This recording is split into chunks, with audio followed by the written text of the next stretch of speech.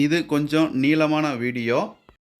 நம்ம இந்த ஃபார்முலாவை புதுசாக ட்ரை பண்ணுறதுனால கொஞ்சம் ஸ்டெப் பை ஸ்டெப்பாக தான் இதை நம்ம பார்க்க போகிறோம். விருப்பப்பட்டவங்க பார்க்கலாம். இதை பற்றி எனக்கு ஏற்கனவே தெரியும் அப்படிங்கிறவங்க தாராளமாக ஸ்கிப் பண்ணிக்கலாம்.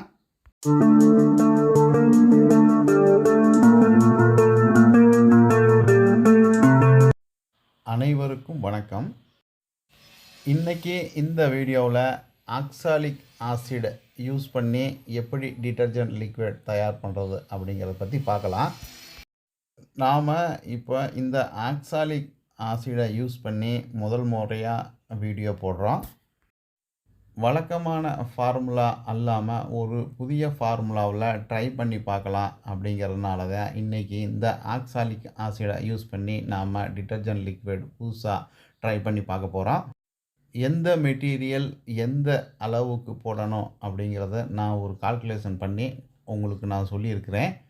நீங்கள் முயற்சி பண்ணுறதா இருந்தால் அந்த அளவில் நீங்கள் முயற்சி பண்ணி பார்க்கலாம்.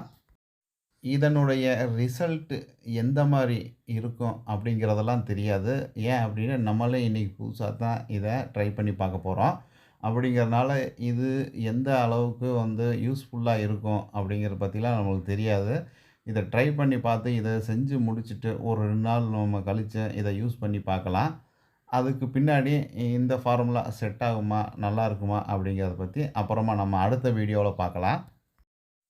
இதை நம்ம ட்ரை பண்ணிகிட்டு இருக்கும்போது எந்த மாதிரி ப்ராப்ளங்கள்லாம் வருது அப்படிங்கிறத நீங்கள் நேரடியாக பார்க்கலாம்.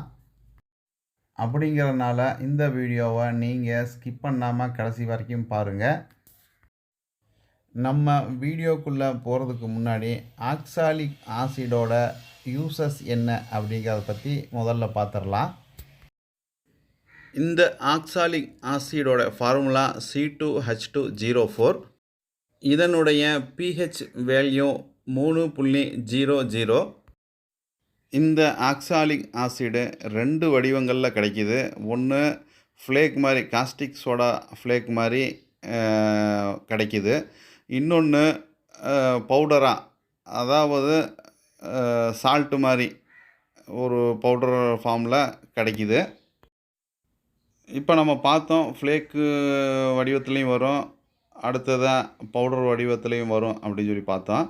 இப்போ ரெண்டுலேயும் அதிகமாக பவரு இந்த பவுடர் ஃபார்மில் இருக்கிற ஆக்சாலிக் ஆசிடுக்கு தான் கொஞ்சம் கூடுதலான பவர் அதிகமாக இருக்கும்.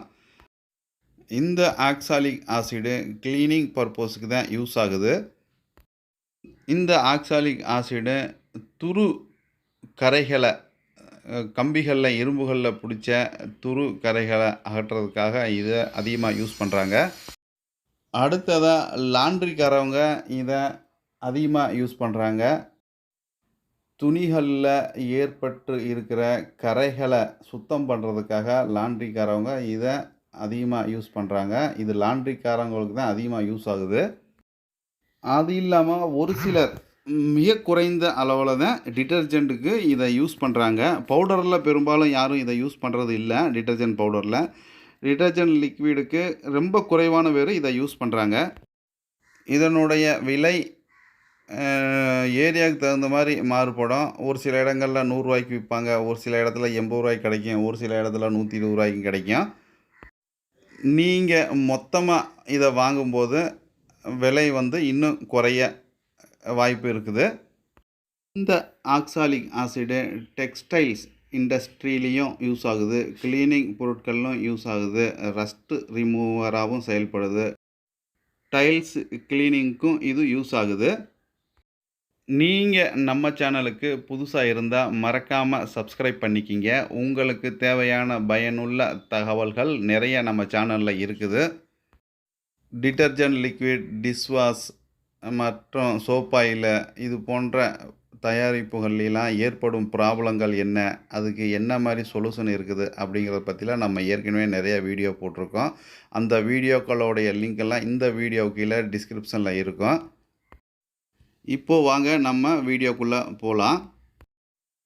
இந்த கப்பில் நான் ஏற்கனவே 100 கிராம் தண்ணியில் காஸ்டிக் சோடாவையும் ஆக்சாலிக் ஆசிடையும் நியூட்ரலைஸ் பண்ணி நான் வச்சுருக்கிறேன்.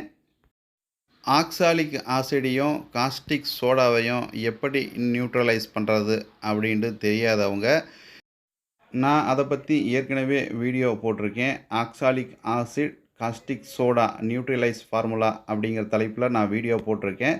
அந்த வீடியோவோட லிங்க்கு மேலே ஐ பட்டனில் இருக்கும், கீழே டிஸ்கிரிப்ஷன்லேயும் இருக்கும். பார்க்காதவங்க போய் பார்த்துக்கலாம்.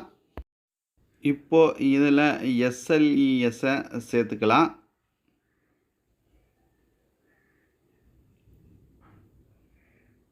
இப்போ எஸ்எல்இஎஸ்ஸை நம்ம ஆட் பண்ணியிருக்கோம். இதை நல்லா நம்ம மிக்ஸ் பண்ணிக்கலாம்.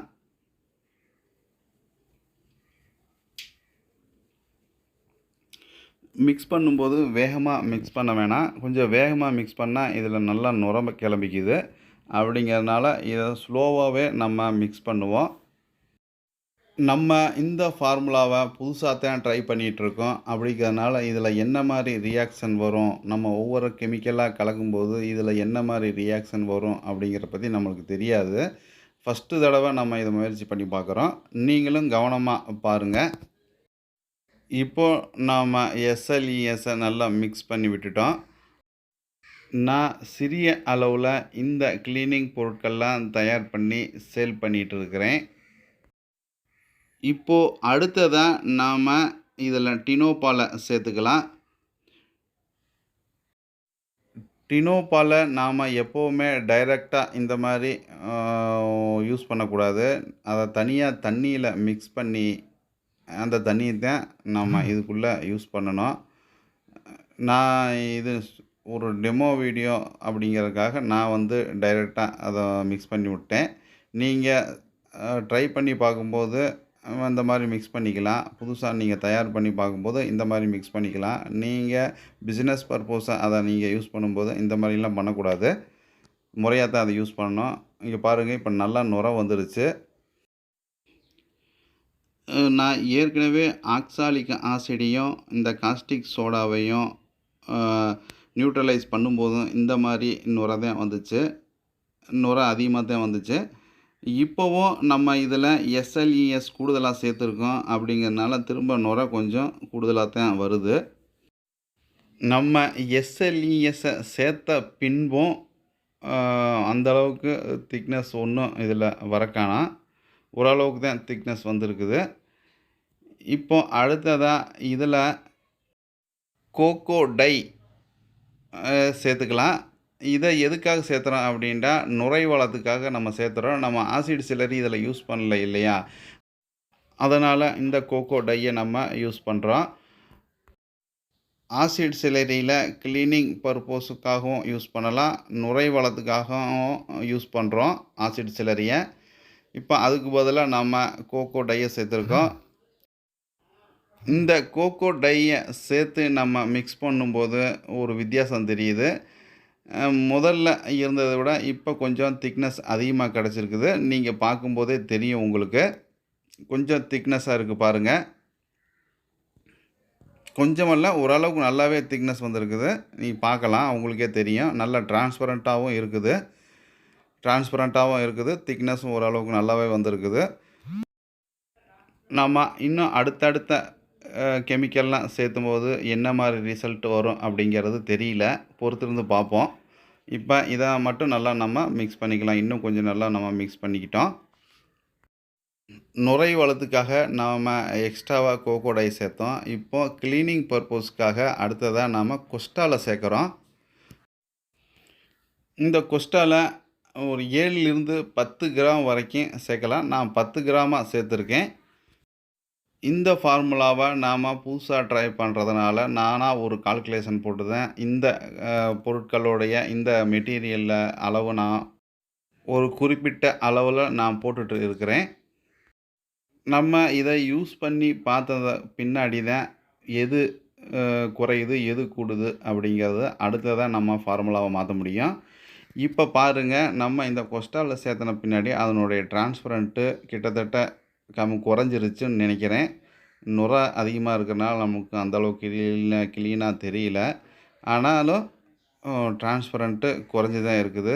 இது கலரே மாறிடுச்சு. இருந்தாலும் நம்ம வச்சு பார்ப்போம். ஒரு 2 நாளைக்கு நம்ம இதை வச்சு பார்க்கலாம். டிரான்ஸ்பரண்ட் திரும்ப வருதா என்ன அப்படின்ட்டு நம்ம ஒரு 2 நாள் வச்சு பார்த்தா தெரியும்.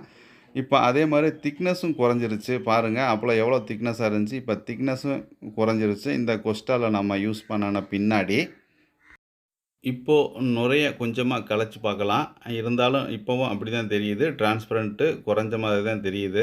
நல்லா தான் குறைஞ்சிருக்கு டிரான்ஸ்பரண்ட்டு. ஒரு மாதிரியா ஒரு கஞ்சி வடிவத்தில் கஞ்சி கலர் எப்படி இருக்குமோ அந்த மாதிரி இருக்குது. இப்போ கொஞ்சமாக நம்ம தண்ணிய சேர்த்து பார்க்கலாம். சேர்த்து பார்த்தா இதில் டிரான்ஸ்பரண்ட் வருதா அப்படின்னு பார்க்கலாம்.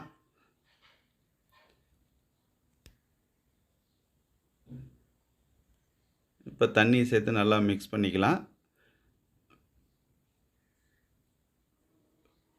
தண்ணி சேர்த்து மிக்ஸ் பண்ண பின்னாடியும் அந்த அளவுக்கு டிரான்ஸ்பரண்ட் வந்த மாதிரி தெரியல. இப்போ நம்ம பர்ஃப்யூமை சேர்த்துக்கலாம்.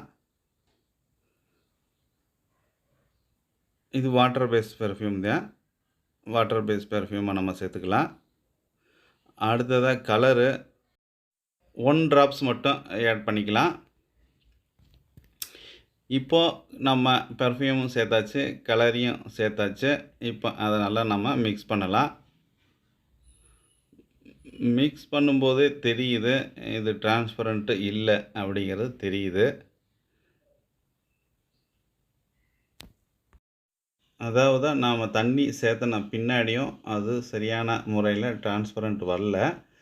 இப்போ நாம் சால்ட்டு இதெல்லாம் சேர்த்த போகிறோம். சால்ட்டு ஒரு 5 கிராம் அளவுக்கு சேர்த்துக்கலாம். இப்போது சால்ட்டு 5 கிராம் சேர்த்தாச்சு. இப்போ அதை நல்லா நம்ம மிக்ஸ் பண்ணிக்கலாம்.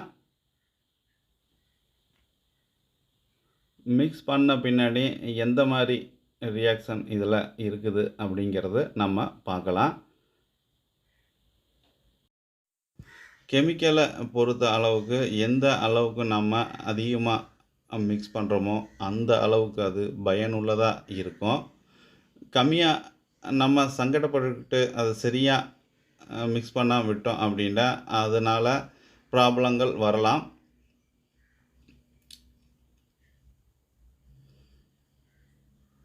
இப்போ பாருங்கள், நம்ம சால்ட்டு சேர்த்தன பின்னாடியும் அந்த அளவுக்கு திக்னஸும் வரல, டிரான்ஸ்பரண்ட்டும் வரல.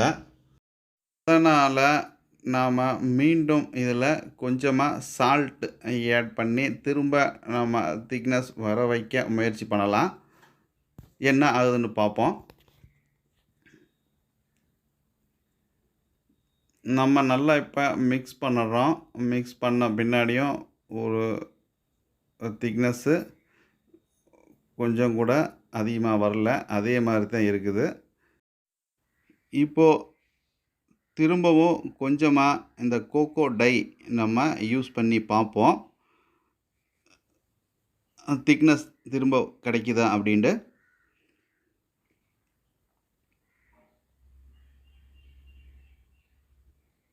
இப்போது அதை மிக்ஸ் பண்ணுவோம். மிக்ஸ் பண்ணுறதுனால திரும்ப அது ஓரளவுக்காவது திக்னஸ் வருதான்னு பார்ப்போம். இப்போ ஓரளவுக்கு முன்பை விட ரொம்ப அதிகமாக இல்லைனாலும் ஓரளவுக்கு திக்னஸ் வந்திருக்குது. விடாப்பிடியான கரைகள்லாம் சுத்தப்படுத்துறதுக்காக நாம் ஏற்கனவே என்ஜைம் யூஸ் பண்ணி டிட்டர்ஜென்ட் லிக்விட் எப்படி தயார் பண்ணுறது அப்படிங்கிறத பற்றி ஏற்கனவே நம்ம வீடியோ போட்டிருக்கோம். இப்போ இந்த ஆக்சாலிக் ஆசிடு இந்த டிட்டர்ஜென்ட் லிக்விடில் நம்ம யூஸ் பண்ணுறதால ஒருவேளை கரைகள்லாம் போயிடுமா என்ன அப்படிங்கிறது தெரியல. யூஸ் பண்ணி பார்த்தா தான் தெரியும். இந்த வீடியோ உங்களுக்கு பிடிச்சிருக்குன்னு நினைக்கிறேன். பிடிச்சிருந்தால் லைக் பண்ணுங்கள், ஷேர் பண்ணுங்கள், என்னுடைய சேனலை சப்ஸ்கிரைப் பண்ணுங்கள். நன்றி, வணக்கம். மீண்டும் அடுத்த வீடியோவில் சந்திக்கலாம்.